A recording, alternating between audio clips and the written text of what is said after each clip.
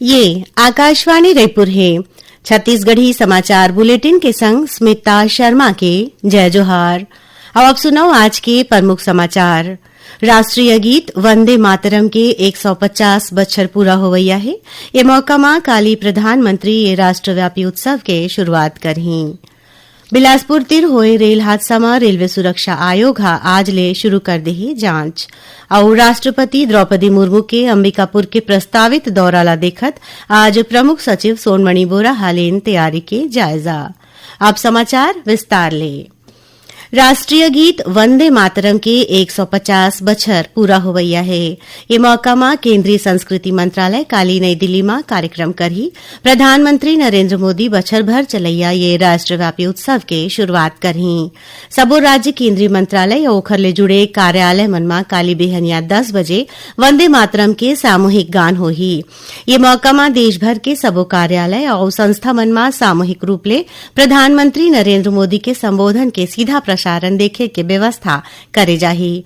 एखर बर संस्कृति मंत्रालय डहार ले एक ठन विशेष वेबसाइट घलो शुरू करेगे हे। ए कार्यक्रम ले छत्तीसगढ़ राज्य घलो जुड़ही। ये दौरान राज्य में संस्कृति विभाग डहार ले बछर भर कतकोन कार्यक्रम कराए जाही। आयोजन के उद्देश्य राष्ट्रीय गीत वंदे मातरम के माध्यम ले देशभक्ति, एकता और सांस्कृतिक गौरव के भावना ले लोगन तक पहुंचाना है।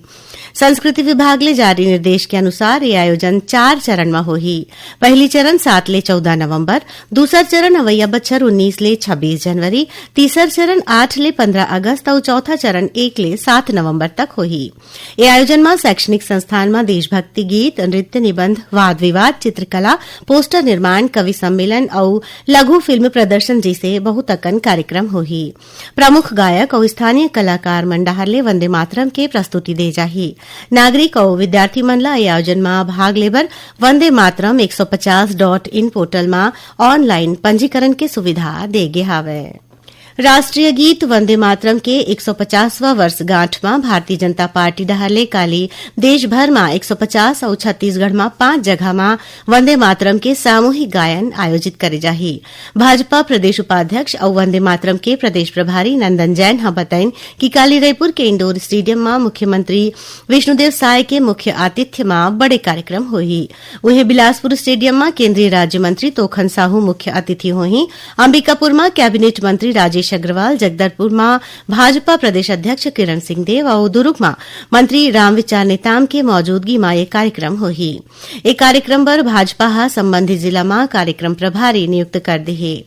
श्री जैन हा बताइन कि यह मौका में वंदे मातरम के गायन के कार्यक्रम सबो जिला और शैक्षणिक संस्था मन में होही। ए दौरान एक ठन स्वदेशी संकल्प पत्र ला सामूहिक रूप ले दोहराए जाही। अवैया 26 नवंबर तक होवैया ये आयोजन में सेमिनार प्रदर्शन जैसन कतकोन कार्यक्रम कराए जाही। प्रदेश में अवैया 15 नवंबर ले किसान मन ले न्यूनतम समर्थन मूल्य में धान खरीदी करे जाही।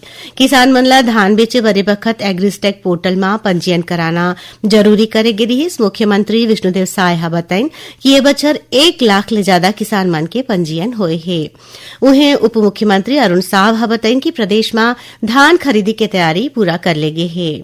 खबर के मुताबिक एक खरीफ बछर में किसान मन ले 3,100 रुपया प्रति कुंटल के दर ले अवैया 31 जनवरी तक धान खरीदी करे जाही।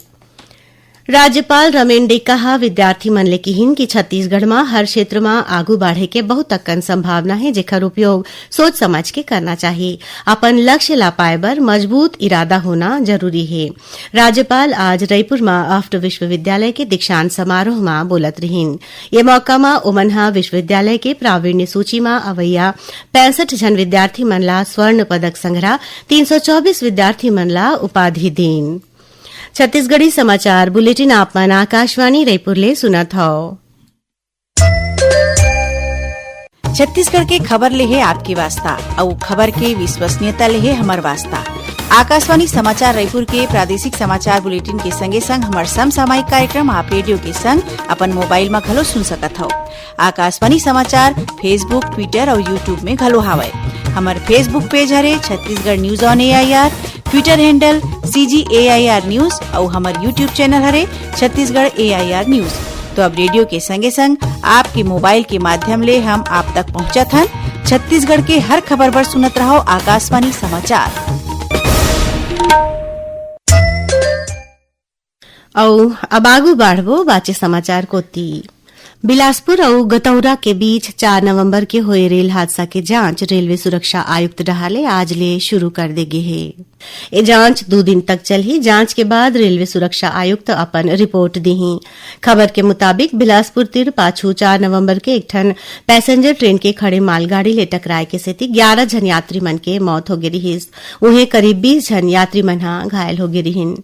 यही बीच दक्षिण पूर्व मध्य रेल मंडल हा स्पष्ट करे है कि बिलासपुर में ऑटोमेटिक सिग्नलिंग प्रणाली एक ठन सुरक्षित कार्य प्रणाली है।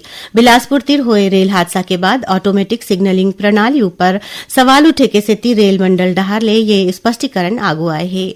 जनसंपर्क अधिकारी डॉक्टर सुस्कर विपुल विलास राव हा बताएं कि पाछू 2 बछर ले बिलासपुर रेल मंडल में एखर परिचालन हुआ थे। ये प्रणाली में हर किलोमीटर में सिग्नल लगाए जाते, जेमा हर सिग्नल के बाद दूसरा ट्रेन चल सकत है। मालगाड़ी और यात्री गाड़ी पर आने ट्रैक नहीं होवे। दोनों गाड़ी एक ट्रेन में चलते और एक दूसर के पाछू चलाए जाते। रेलवे हा लोगन ले अपील करे है कि ऐसन भ्रामक समाचार ऊपर ध्यान झन देवे और ऐसन खबर ला चलाए ले और फॉरवर्ड करे ले घलो बाँचे। महिला विश्व कप क्रिकेट के खिताब जीते के बाद आज भारतीय टीम हा नई दिल्ली में राष्ट्रपति द्रौपदी मुर्मू ले भेंट करीस।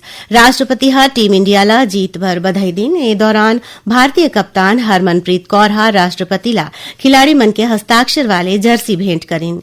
एखर पहली काली भारतीय टीम हा प्रधानमंत्री नरेंद्र मोदी ले घलो भेंट करिन।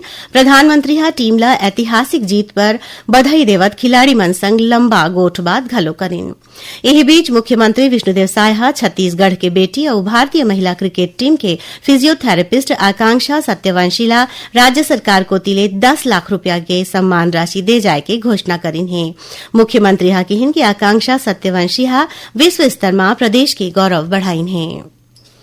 जनजातीय गौरव दिवस के मौका में राष्ट्रपति द्रौपदी मुर्मू के संभावित अंबिकापुर दौरा के सेती अंबिकापुर में प्रशासनिक तैयारी जोर शोर ले चलत है। यही कड़ी में आज आदिम जाति और अनुसूचित जाति विकास विभाग के प्रमुख सचिव सोनमणि बोरा कार्यक्रम स्थल के निरीक्षण करिन और तैयारी लेके अधिकारी मन ला जरूरी दिशा निर्देश दिन। श्री बोरा गांधी स्टेडियम पहुंच के राष्ट्रपति के आगमन पर तैयार करे जावत हेलीपैड जगह के निरीक्षण करिन। श्री बोरा पीजी कॉलेज ऑडिटोरियम में राखे गए संगोष्ठी कार्यक्रम तैयारी के घलो निरीक्षण करें। प्रदेश में बखत मतदाता सूची के विशेष पुनरीक्षण एसआईआर चलत है। इस संबंध में रायपुर के जिला निर्वाचन अधिकारी डॉक्टर गौरव सिंह राजनैतिक दल के बैठका में निर्वाचन आयोग डहार ले तय करेगे कार्यक्रम कार्य योजना और सब्बो स्तर के जिम्मेदारी में विस्तार ले चर्चा करेगी। कलेक्टर हा बताइन कि बूथ लेवल के अधिकारी मन अवैया 4 दिसंबर तक घर घर जाके गणना पत्र बांटी और जानकारी सकेल ही। ओमन कहिन कि सब्बो राजनैतिक दल अपन बूथ लेवल के एजेंट के नियुक्ति जल्दी ले जल्दी करे, जेकर ले ओमन बीओ लोग संग मिलके ये निश्चित कर सकें कि कोनो भी पात्र मतदाता सूची ले वंचित जन रहा है। मतदाता मन अपन नाव और विवरण के जांच voters.eci.gov में कर सकत हैं। संगे संग कोनो भी मदद बर जिला स्तरीय हेल्पलाइन 1950 में संपर्क कर सकत हैं।